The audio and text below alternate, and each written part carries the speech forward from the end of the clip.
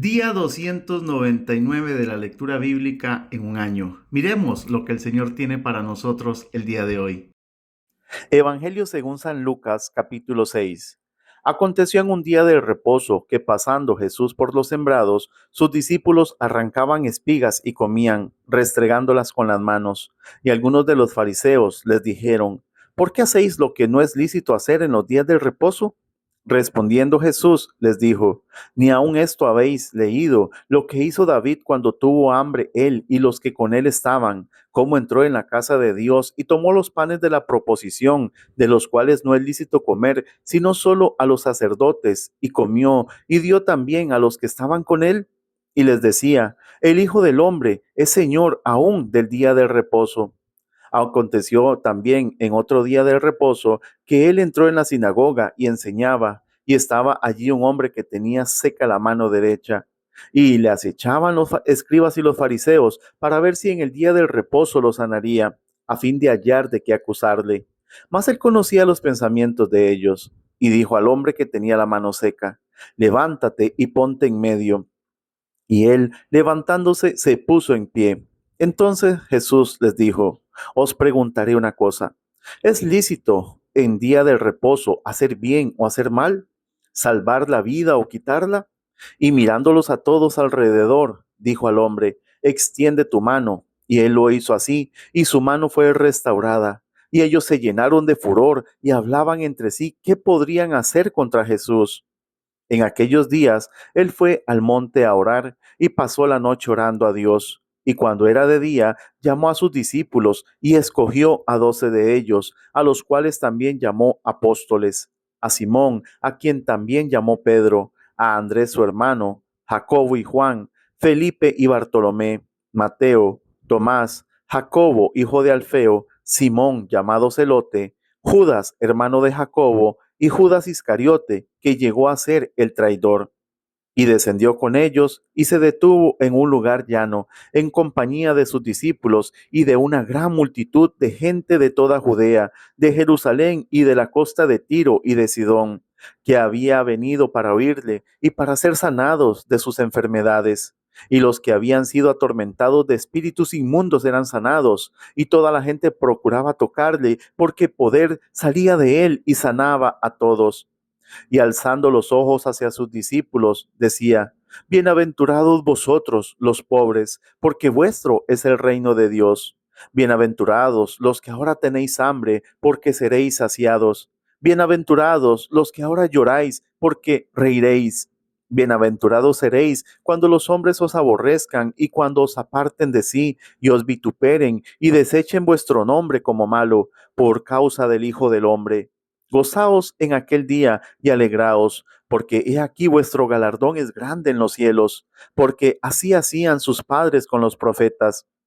Mas ay de vosotros, ricos, porque ya tenéis vuestro consuelo. Ay de vosotros, los que ahora estáis saciados, porque tendréis hambre.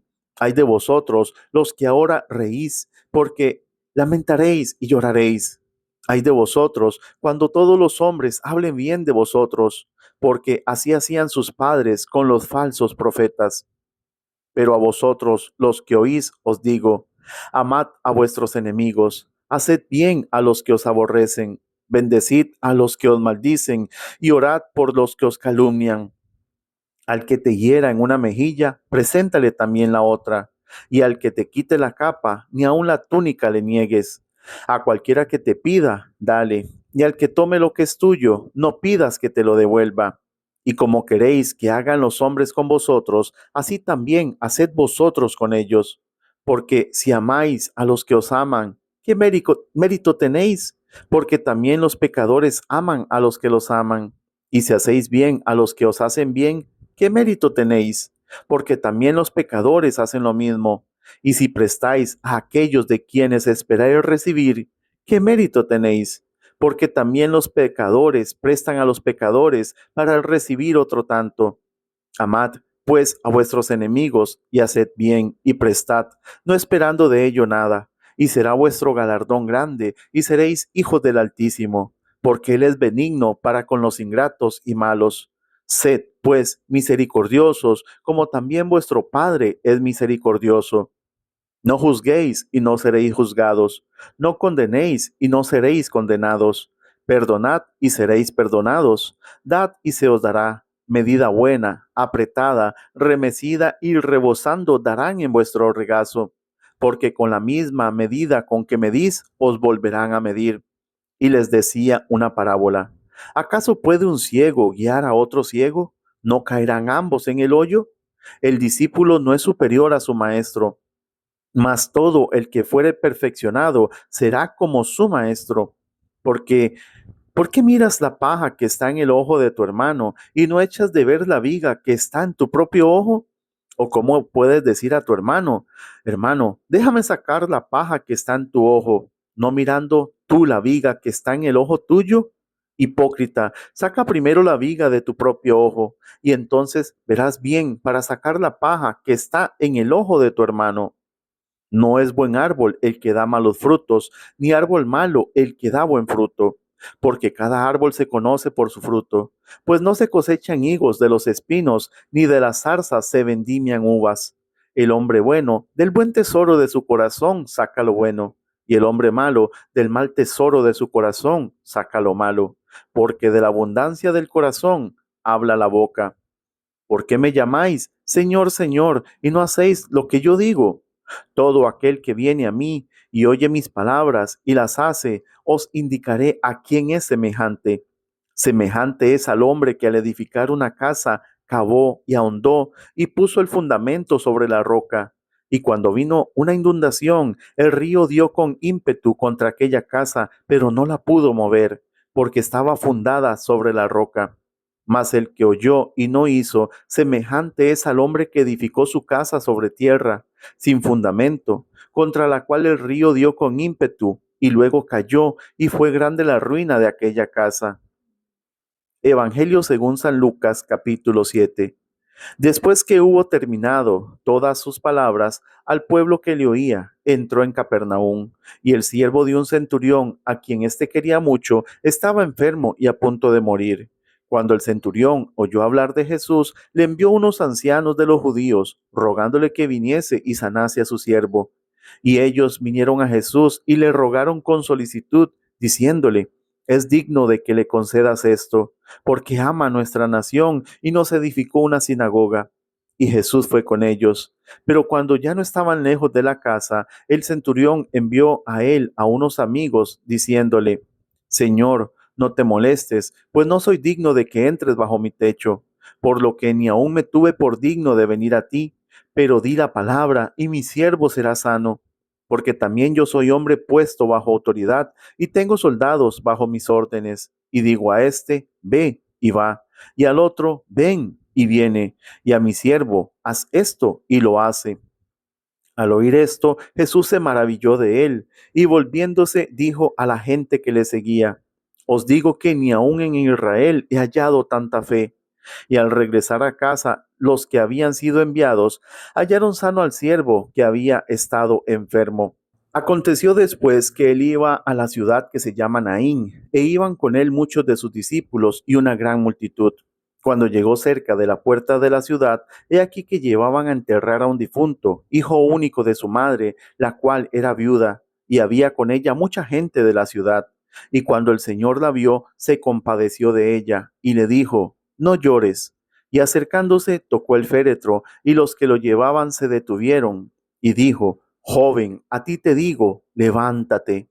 Entonces se incorporó el que había muerto y comenzó a hablar, y lo dio a su madre, y todos tuvieron miedo y glorificaban a Dios, diciendo: un gran profeta se ha levantado entre nosotros, y Dios ha visitado a su pueblo.